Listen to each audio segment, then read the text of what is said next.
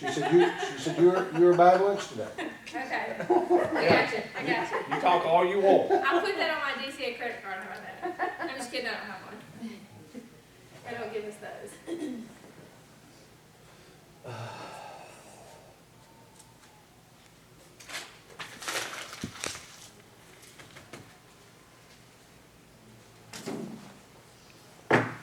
Ben, that Sammy Brown kid He's from real. Jefferson. Yeah. Is he a junior or? He'll be a junior. That's fine, I'm just making He's sure. got offers from USC, Everybody. Alabama, Georgia. Oklahoma, Clemson. Wow. Start talking sports. Yeah, I tell this boy at Jefferson, he's gonna be a good kid. What class is he in? He's a sophomore right now, ain't he? Well, yeah, he'll be a junior next year. Next football season. He's got D1 offers everywhere. Football. Really? What position? He's running back and linebacker. Wow. What's his name? Sammy Brown. Is he from Jefferson? Isn't he starting He's Commerce? originally from Commerce. Michael Brown's his dad, but they transferred to Jefferson. Mr. Brown. Oh, that's not one of those. Oh, it's not, oh, No. okay. That's just a power line. Yeah, I don't think That's fine. 6'2", 215, sophomore. Big old boy. He was benching 285 pounds in the 8th grade. Oh, okay. He was in 8th grade. I'll do this if I can. Hey, Eighth grade. Back in 9th grade, he was benching 285. 5-star recruit. Alabama, Auburn, Clemson, Georgia, Oklahoma, USC. But he's a sophomore now. But yeah, Junior. but yeah, he'll be a junior next football. Okay. Well, he just won the state championship wrestling too. Mhm. Didn't he? He did Yeah. first. Oh, thanks. Yeah, that's good. You know, would Jackson County ever have a competitive football team? They made the playoffs last year. The Jackson County Panthers did? Yes, they did. You gotta say it like that? Well, I just, They got a good coach there right now. well, I remember they went and paid big money and got a guy that had quite a record. I don't remember his name, but Rich McWhorter. McCord. He coached the Bailey, He was from Valdosta area or something, wasn't he? Charlton County. He coached the Bailey brothers down in Charlton County. Okay. Champ and Boss. And it's a grant, it's not a. He's, Okay. and they come help, don't they? One of them come help them at the, one of the Bailey kids I thought did. They went to their playoffs last year. So how many wins and losses did they have? They were right about 500. 5 and 6. Yeah. Well, that's a huge improvement for Jackson County. 4 years, they won one game. I was there. Well, I mean, you know, their first football team was when I was in high school in 1980, 79, 80, the first year when we moved to Jefferson, because there wasn't enough people to play when we were in Brazelton to field a football team. So, you know, I don't know that, and I was a freshman that year, I don't think we ever won a football game. Those 4 years that I was in high school. And, you know, I mean, yeah, that's 30 years ago. I don't know, they won 30 games in 30 years total. I bet it's been less than 100 games in 30 years. Yes. Y'all ready to get started? Because we never could win. Is Tracy coming in? You want a kind of motion? Where is That's good. That's Well, fine. That's you a seen big that, step. you seen No, that new you want a stadium motion for who come in? over by the school? Like, The tell them schools? who come in. Yes, It's nice. it's nice. He's on the way. I remember Michael Cronick telling me about that coach, and I thought, wow, that's a big deal. That's good that he's made that kind of improvement. Well, I could see that. are we doing? We can go ahead and get started, and you'll come on in. Okay. All right, so most of you have had the chance to meet before, but for those of you that I have not, my name is Beth Evanson. I'm the Region 5 representative from Georgia Department of Community Affairs, DCA as we're called. We are the community development arm and affordable housing agency for the state of Georgia. And so I'm going to tell you a little bit about DCA, what we do, and then what we offer to local governments. So we help communities create their own vision for economic growth through planning. We have funding that we offer to local governments and authorities, incentives. We offer incentives to, again, local governments and private entities. Partnership, we partner with other organizations like the regional commissions. And then technical assistance. We provide technical assistance as it relates to anything from planning to downtown development to codes and ordinances. And so I'm going to try to show you this little video that our marketing team worked really hard on, so they'd like for us to show it any chance we get.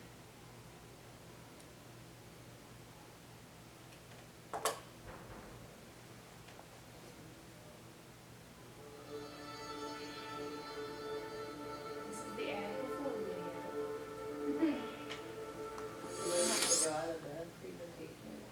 Oh, it's not showing.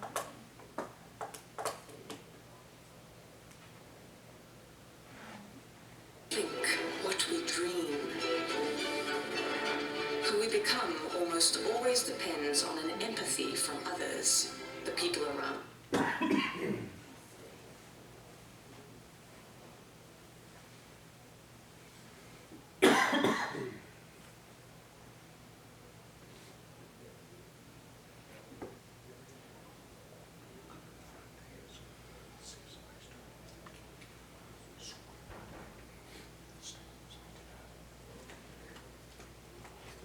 Where's she going? But we'll just skip the video.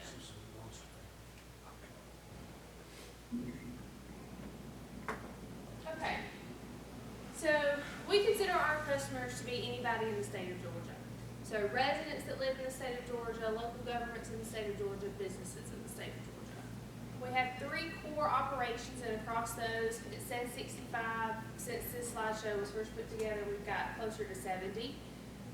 We do community and economic development, which is the division within I work within that division. Local government assistance and safe and affordable housing. Our annual budget is approximately $400 million. We only retain about 17% of that for our operations. The rest of that is passed through to our partners and recipients. We have 2 regional offices for the Housing Choice Voucher Program. One is in Norcross and the other is in Waycross. Then, of course, we have multiple public and private partnerships. So we have regional representatives in the 12 service delivery regions of the state. We share the same borders as the regional commissions. Here is a map. So you can see the 12 counties and 54 cities in the orange, and Region 5 is Northeast Georgia. So I'm going to talk just a little about our housing programs. So the first that we have is the Community Home Investment Program. Yes.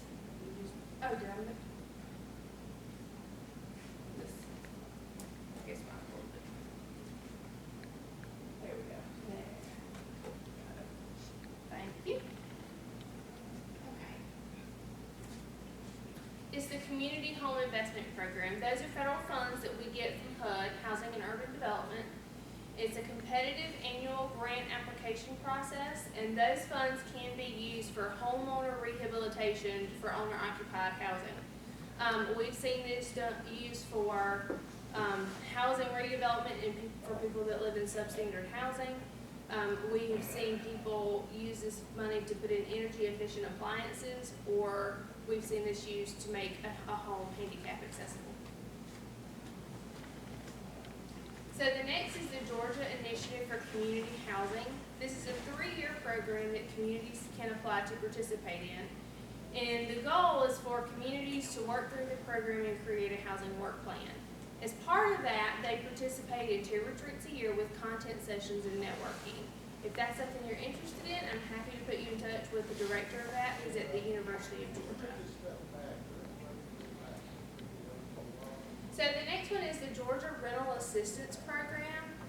We got approximately $1 billion from the federal government through CARES money and then ARPA money for emergency rental assistance. So DCA can pay rent for up to 18 months. When the program was first launched, we were just paying arrearages and utility payments, but now we can even make some advance payments for rent. Those who qualify for unemployment or have experienced financial hardship since March of 2020 are eligible. They must be below 80% of the area median income. And the website for that is paymyrent.ga.gov. So the next one is Georgia Mortgage Assistance. This is similar to the rental assistance program. I think we got maybe $34 million in funding to prevent foreclosures out of the American Rescue Plan Act of 2021.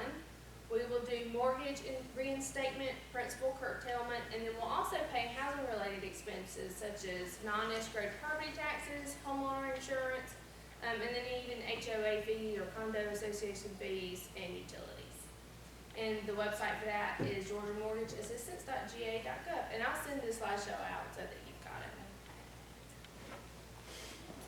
So community development and finance programs. So DCA is the state agency responsible for administering the comprehensive planning process. So as you go through your comprehensive plan and submit that to DCA, we're the state agency that reviews that and approves that or makes recommendations.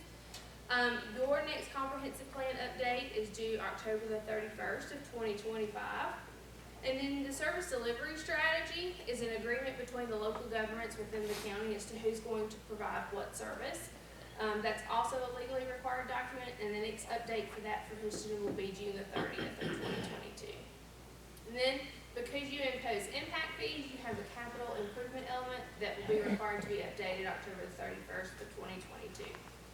So why do we plan? And I don't want to, Eva may be talking about this some in her presentation. But planning is important because it's taking an inventory of what you have, what you need, what it is that you want, and how you're going to get there. So research and surveys, DCA is also the repository for all of the surveys that local governments are required to submit each year. That's the report of local government finances, the wage and salary survey, the hotel motel tax reports, and annual authority registration and financials for authorities like the Downtown Development Authority. So Main Street and Downtown Development is also within our Community and Economic Development Division at DCA.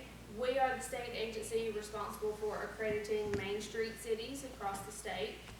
Main Street is a national organization, and so we work with the communities within the state of Georgia to maintain their accreditation. We also offer specific downtown development assistance if you've got needs and want somebody to come and talk with you about sort of the programs and resources. We've got some folks in our office that can come and talk about that, as well as we've got DDA experts in our office as well. If you've got questions about DDAs and how they work and how they operate, she can come and talk with you about that. There are 3 designations for Main Street. There's the affiliate level, which I think that's something that we had talked about doing here in Houston. It does not require a full-time staff person to work as a Main Street director. And then you've got the classic designation, which does require a full-time paid staff member as well as monthly reporting requirements. And then gyms, those are the ones that have been a part of the classic designation but have gone above and beyond and demonstrated that they've really been able to excel at downtown development. If you're interested in Main Street, again, we'll have somebody from our Main Street team come out and talk with you about what the requirements are, and they will really guide you through that process. That's not something where we hand you an application and expect you to work through it by yourself. They're really great about holding your hand through that. So our community finance programs, DCA offers the Georgia Jobs Tax Credit, and those are awarded to qualified businesses based on the tier designation of the county in which they are located. So Jackson County is a tier 4, which means that businesses that are within certain industries or within certain NAICS codes can take advantage of a $750 per job tax credit. We also have the One Georgia program. EDGE is our discretionary funding that we have for economic development projects. And then equity is our capacity building fund that's available for local governments and authorities to apply for projects that will increase their capacity to locate or expand economic development projects. And then we have the Regional Economic Business Assistance Program, or REBA. And that's funding that we see utilized in more of the metro areas, but it's a discretionary, it's a deal closing fund. So we have our community development block grant, and this one has a lot of conditions. So, and that's a program that I believe y'all are familiar with here in Houston. I know that's been used here. It provides funding to assist with a wide range of eligible activities that must benefit low and moderate income individuals. This program is used a lot for water and sewer projects in low-income neighborhoods. We've seen this used for Boys and Girls Clubs, for health departments, so there's really a wide range of possibilities with this funding source. The Employment Incentive Program, we see this used a lot with our manufacturing projects. It's a community development block grant set aside, and it's competitive funding that a company can use for either public infrastructure in the form of a grant, or machinery and equipment, real estate acquisition, or site development in the form of a loan. So downtown funding sources, we have the redevelopment fund. That's another one of the community development block grant set-asides. The purpose of this program is to eliminate slum and blight. The maximum grant is $750,000. It's either a grant or a loan. Most of the time we see this used as a loan because the end user is a private entity. We also have the Downtown Development Revolving Loan Fund, which is below market rate gap financing for downtown development projects. This is something that if you've got a small business in your downtown that's wanting to buy, redevelop, or equip a business, they can utilize it. It's up to $250,000 at 3% interest over 15 years. It is gap financing, so we offer this for those projects that would not happen otherwise were it not for this funding. So if the bank is willing to make a part of the loan, but because of the risk, they're not willing to finance 100% of the project, we can come in and finance a portion of that. So again, I mentioned the redevelopment fund. I want to show you just a couple of examples. So this is the Oconee Brewing Company in Greensboro. Have any of you been there? Yeah, I've heard they've got great beer. So these are a couple of before pictures. As you can see, the building was falling in. It was completely unsafe. There were vehicles hidden in the building. I believe there were a total of 3. So this is some of the before pictures. And this is some of the after pictures. So they utilized $500,000 of our redevelopment fund and partnered that with a SBA loan to redevelop this. And now it's a really popular event venue in the city of Greensboro. So again, back to the Downtown Development Revolving Loan Fund. The structure of that is a 50-40-10. So we will finance up to $250,000, but that could be no more than 40% of the total project cost. So typically we'll see 50% private lending, so a bank or a credit union, and then 40% would be Downtown Development Revolving Loan Fund, and then 10% owner's equity. Here's another project that we've done. This is LR Burger in Monroe. Is anybody in there? They are a group, they have Local Republic in Lawrenceville. So they have opened a second business in Monroe. So that was the before, it was an old service station. And that's what it looks like now. Wow. Is that like right there on the right before you get to the, what is it, 78? Yes, courthouse. I Yes. passed it just a couple weeks ago. I thought, yeah, it looks sharp. Yeah, that was great. So these are a couple more examples of the Downtown Development Revolving Loan Fund. Mystic Grill in Covington, and then Brazelton Brewing Company, just down the road in Brazelton.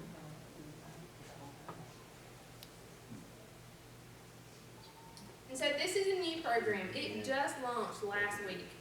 So we're still working out the details. We've released the NOFA, which is the Notice of Funding Availability, and I'm going to leave that with Jennifer. But DCA in the fiscal year 23 amended budget was allocated $17 million for a rural downtown redevelopment grant program. And the purpose is to support transformative projects in downtown areas in rural Georgia. Now, what is transformative? That's going to vary by community. We want to see applications that are going to increase economic opportunities for private investment to be injected into areas of disinvestment, increase commerce within the downtown, and to facilitate additional visitors, shoppers, and activities within the downtown space. So, maximum amount is $5 million, and the minimum grant request is $1 million, and we require at least a 10% match for that. We expect to fund anywhere between 5 and 15 applications. This is a one-time grant program. This is not something that's going to be available every year. The deadline is June the 3rd, 2022. So there's a very quick timeline. We will have an informational webinar available by the end of this week. So once that's posted, I will send that to you so that you can share it. And I'm going to share just a little information about, because we actually had a training on this earlier this week. It's so new. So some of the eligible activities include capital investment projects in a downtown, so physical improvements leading to job creation, housing development, and or workforce development, and the associated professional services, so engineering or architectural services that are required as part of that. Ineligible activities are planning activities such as feasibility or marketing studies, no renovations or rehabilitation of government buildings such as city halls, courthouses, or libraries, problems from deferred maintenance, sound systems, and items that do not have a long-term improvement impact such as banners, trash receptacles, and benches. It also cannot be used to fund operating expenses such as salaries or office supplies. The other key to this program is that the beneficiary cannot be a private entity. So it's not like some of our other programs like the Downtown Development Revolving Loan Fund where somebody can purchase it, redevelop a building, put a business in there, and operate it for profit. That is not an option with this. This has to be publicly owned property, and it can be a combination of several different components. So we could do maybe infrastructure and streetscape in a park, potentially. So if that's something that you think you might be interested in, let me know, and I can put you in touch with a program contact. The other key to this program is they want it to be shovel ready. And what does that mean? We don't have a definition. We just know that the project has to be complete by June 30th, 2024. So it's a pretty quick turnaround time.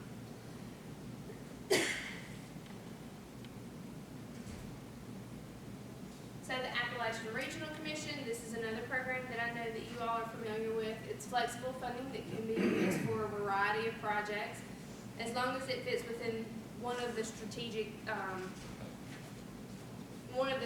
within the Appalachian Regional Commission. Those are economic opportunities, ready workforce, critical infrastructure, and we've seen this with the water tower in Hoschton that ARC helps support, natural and cultural assets, and then leadership and community capacity. And Eva, I don't know if you're going to talk about it in your presentation. But we partner with the Regional Commission, and specifically Eva and her staff on Appalachian Regional Commission projects. They're great at grant writing and grant administration. And if you've got a potential ARC project, we include them in very early on in the process. The State Small Business Credit Initiative is another program that's available for small businesses. We work with lenders in Georgia to do either a loan participation program where we can purchase a participation of up to 25% of an approved loan, or the credit guarantee, which is a 50% guarantee program with a maximum loan amount of $400,000. We do this because we understand that banks aren't always as eager to make deals with small businesses. And so what this does will help defer or mitigate some of that risk that a bank might have to undertake with some of those businesses or some of those loans. It also offers an opportunity for the Community Reinvestment Act credits that's required by federal law. So what can you do? You can promote the State Small Business Credit Initiative, or you can talk to your local banks about becoming an approved lender. It's not something that we work directly with a small business owner, The small business owner works with one of our approved SSBCI lenders, and then we work with those lenders. I know I flew through that. What questions do you have for me?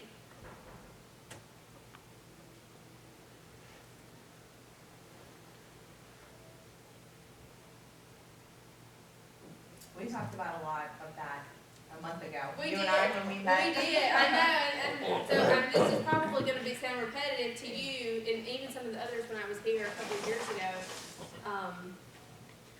Other than our mortgage assistance, our rental assistance, and this new grant program, a lot of our programs are unchanged.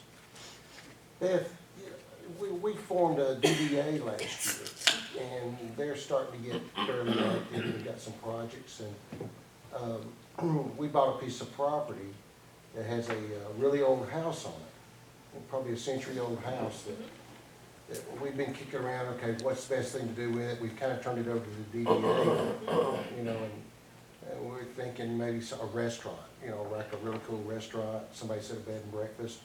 It's a unique property, but it needs a lot of work. Sure. Is this something, do y'all work, first of all, with the DDAs, directly with the DDAs? We will. Yeah, and in fact, DDAs in Georgia were created as a conduit for financing. And so a lot of our programs have to work in conjunction with a development authority or a downtown development authority. So yes, we will. And for our downtown development revolving loan fund, the development authority can be the applicant. It does not have to be a small business. Okay. So if they say, okay, yes, we want to lease this to a restaurant, we want to get a restaurant in here. What's available for our DDA or our city to repair, revitalize this piece of property so a tenant would come in there and start a business, employ people, be great for the community? What kind of avenues could we take here? So potentially the downtown development revolving loan fund. However, the key with that is going to be that it's gap financing.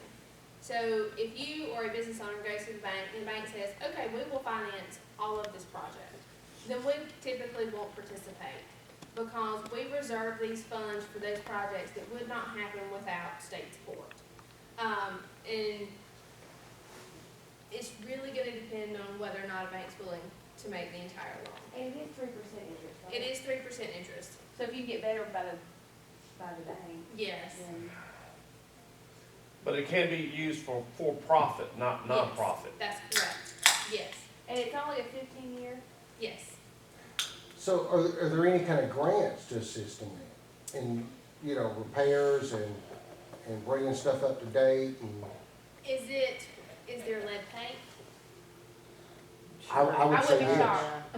Hmm? I wouldn't be shocked if there is. Yeah, I mean, I'm it's sure. that old, I mean, it's a century old. Is it structurally sound? It is. It is. What about the roof?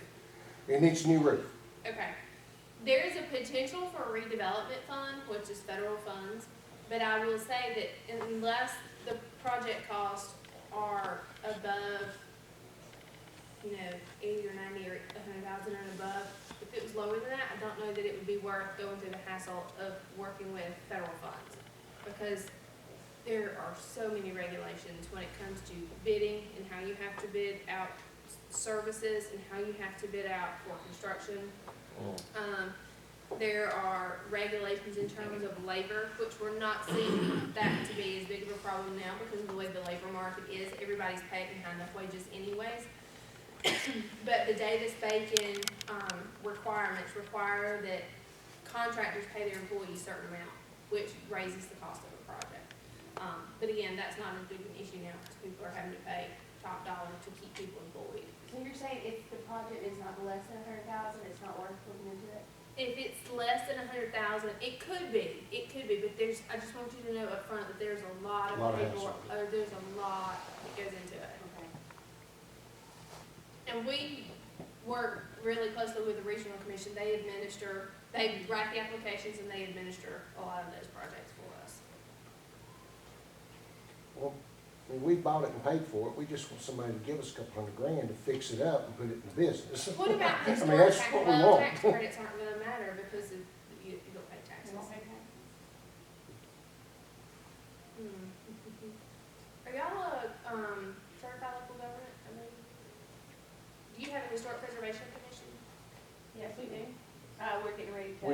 we had and we will again very shortly. I mean, It was kind of, yeah. I think that's on the agenda next week. It's on the agenda, yeah, for next week to, put terms back in, board members. I know y'all have been talking to Lydia about that. Yes. So it may be worth looking into, so Historic Preservation Division used to be over at DNR, the Department of Natural Resources, that has moved over to DCA. They may have some small grants that can be used, although I'm not sure what the parameters are for that, but you do have to be certified local government. And there are certain steps that you have to take to, you know, have your HPC working in order. Yeah, what I was gonna add, you know, is the intent to, rehabilitate, like, historic preservation level rehabilitate the building, or just, you know, kind of rehab it to be functional? Well, you know, is it a historical building? I mean, it's just a 100-year-old house, and it's a really cool old house. It does have a good, strong foundation in it. I mean, you know, nothing's rotted. There were people living in it a year ago. Is that the one that's the hospital? They want it restored to Oh, okay, its that's what I'm original. thinking of then. I Yeah, mean, no, this this is is Yeah, just a not little transform white. it. Oh, I got you, okay. It's real, no, you haven't seen this one. No, okay, so I was thinking of the house that was the hospital Yeah. a long time ago. Yeah, that, to me, that would be more historical, the old Right. hospital, than this Right. house. Right. It's just it's a unique house, part of Houston. It's just really old, and we think it's worth putting back together and doing something with it. It'd be really charming if it was renovated. We're kind of hoping to find some funds to kind of help pay those expenses. I mean, we bought the land in the house, and we're just trying to get a game plan together what to do with it. Is that zone commercial? Today, it's I not, don't believe so. no, it's not now. Because that would be something to consider. If it is considered commercial, what, you have better benefits? Not necessarily, but a lot of our funds, won't go for strictly, we have our community and economic development fund, and then we have our housing fund. And really, the only time we see overlap was with the community development block grant. We see that go into some housing developments. But for the most part, our economic development programs are commercial, industrial. Yeah, for sure, if we put it into business, we're gonna have to rezone it to a commercial district. I'm just trying to guess what that property zoned. I mean, I think it's residential.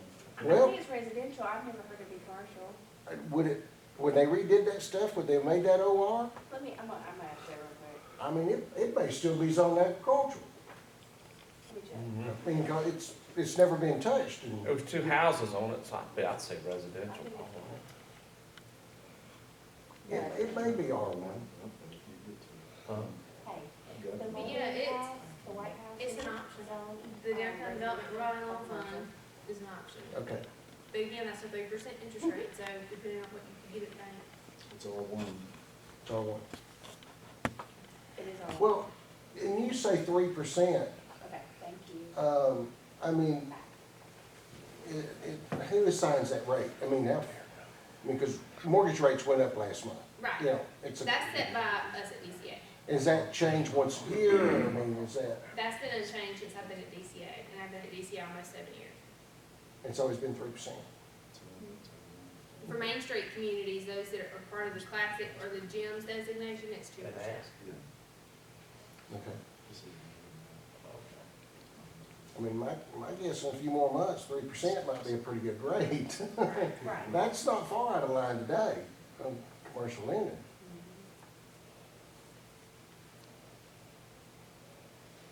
What other questions do you have?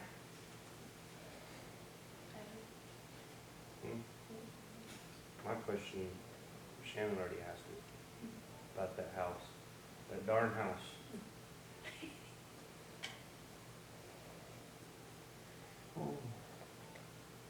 We good?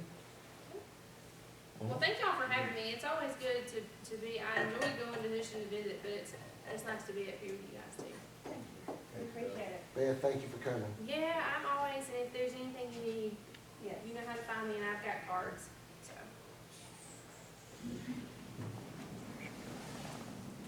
Good. Hey Jeff, Hi. this is, Beth, and this is one of our newest DDA members. Oh, okay. Hey, how are His you? name is Jeff. Nice to see you. This is Jeff Parkinson, Beth Evanson.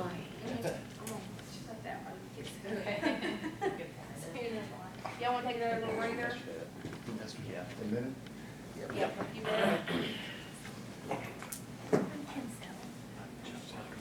Shannon, did you find your glasses? No, no. The front desk didn't have them. I'm telling you, I left them right there for that projector as we were eating lunch yesterday. We came back in here and I set them right there. I'm gonna ask the staff if they might. Yeah, that's perfect. Okay, So now she gonna get on You there? like that? Oh, You want that setup like that? so interesting, especially very deeply applicable. James, look at your text Or you can messages. move that. Oh, it just got dirty. Well, Yeah, that makes sense. I just feel Yeah. like it's Yeah. slightly high. I just sent it to you, Kim, did you see it? What's that? Low blows. Is anybody in there? Yeah, Let me ask Jessica. we'll save it for our attorney. You got it? Honey, don't let it get to you. I'm trying not to. Okay? No. Found the cookies while you're back there. Hmm.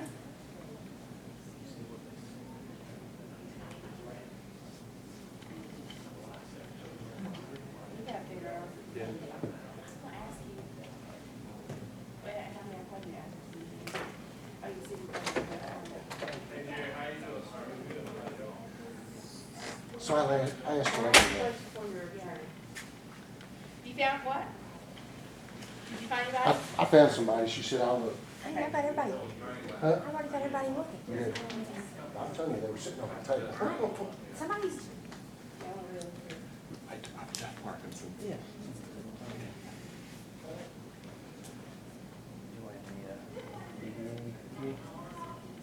Yeah, I'm enjoying it. A lot more work than I thought it was, let me tell you. Retired in December and went to work full-time for the DDA in January.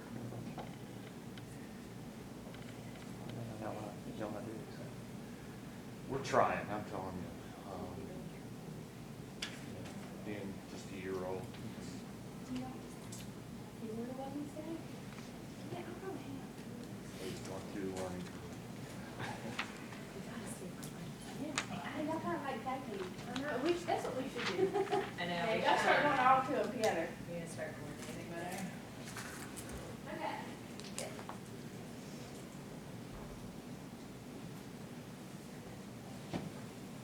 Oh, that's fine, that's good. It's a little fun.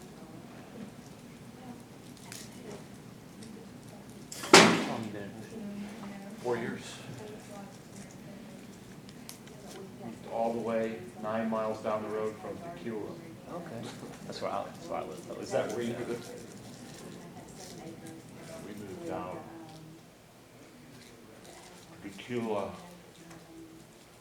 Hamilton Mill wasn't even a thing. Used to deer hunt on that property. That's crazy. So where exactly did you live? Right off of Auburn Highway, Okay. 324. There's a cut through road there from 324 to Dept Road. So it's Bailey Woods. Bailey Woods, I know. Yeah, I live in Or there. Oh, yeah, right around the no. corner. Okay. I drank a big cup of milk. Okay. It So you is want beautiful one of those drive, neighborhoods? though. I came, I mean, 441 through Commerce, and then ended